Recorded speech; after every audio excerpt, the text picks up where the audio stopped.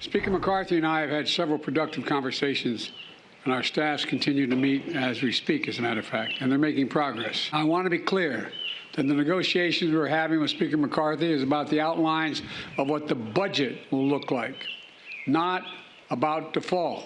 It's about competing visions for America. Well, that was President Biden yesterday saying that he and House Speaker Kevin McCarthy have had several productive discussions on raising the debt ceiling. However, Speaker McCarthy says the two sides still have a lot of work to do. There is no agreement, all right? We know where our differences lie. We've worked throughout the day, and we'll continue to work to try to be able to solve the problem, but there is no agreement. Well, a new Fox News poll finding 65% disapprove of President Biden's economy, only 33% approve. Joining me now is North Carolina Congresswoman, Chair of the House Education Committee and member of the House Oversight Committee, Virginia Foxx. Congresswoman, good morning.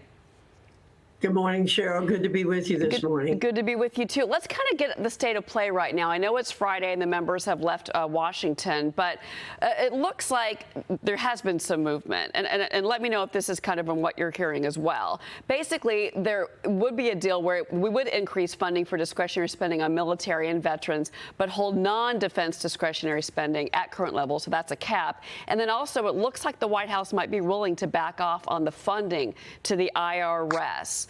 There's also an idea here about housing and education that some of that actually would be those discretionary programs there would be specific amounts. That affects your committee. Well, I think, Cheryl, what's important here is that the president said he'd never negotiate. There'd be no negotiations. And I heard Jean-Pierre say yesterday, oh, the two teams are negotiating. We have been pushing this issue since January. Speaker McCarthy's been doing his job. I think we'll come out with a deal that everybody can live with.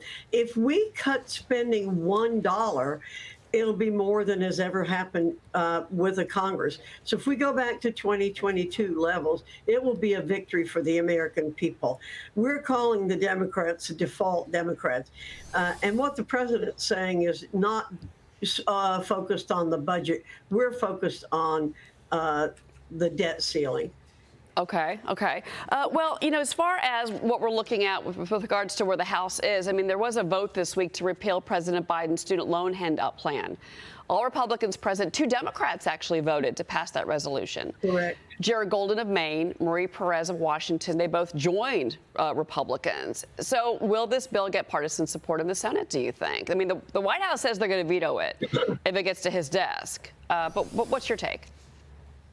Well, we've passed several of these CRAs which stop these illegal spending that the president is trying to do. We think this is illegal. There's a case before the Supreme Court right now, but we want to get ahead of this, and we want to send a message to the president that this is wrong, what he's doing.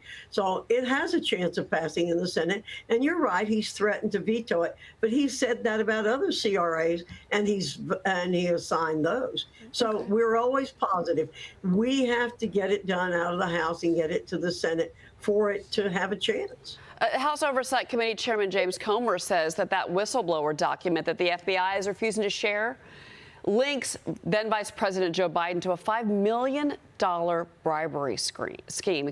Director Wray speaking to Comer on the phone yesterday, and a spokesperson for James Comer telling reporters the FBI must produce the unclassified record by May 30th, or the Oversight Committee is going to initiate contempt of Congress proceedings.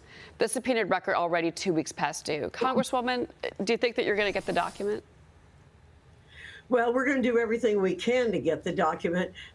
Chairman Comer has been doing a fantastic job, and we know from records that we've gotten from banks that the Biden family had set up 20 different accounts, and the money was being laundered through those accounts.